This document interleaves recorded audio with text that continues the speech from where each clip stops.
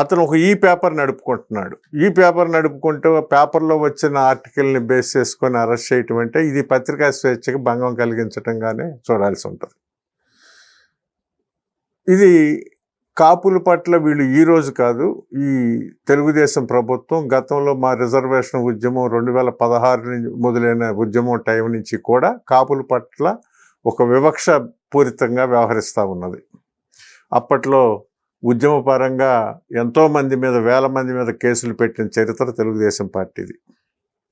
అలాగే తర్వాత వచ్చిన వైఎస్ఆర్సీపీ ప్రభుత్వం ఏ కారణంగానే కానీ కాపుల మీద ఉన్న కేసులు ఎత్తేస్తే ఈ మధ్యకాలంలో ఆ కేసులు తిరగదోడే ప్రయత్నం కూడా టీడీపీ చేసింది. అదంతా పత్రికల్లో అందరూ చూసే ఉంటారు. అట్లా ఈ మూర్తినాయుడిని అరెస్ట్ చేయటం అనేది కూడా అందులో భాగంగానే ఒక కాపు వ్యక్తి ఒక పేపర్ పెట్టుకొని తన అభిప్రాయాలు లేదా ప్రజల్లో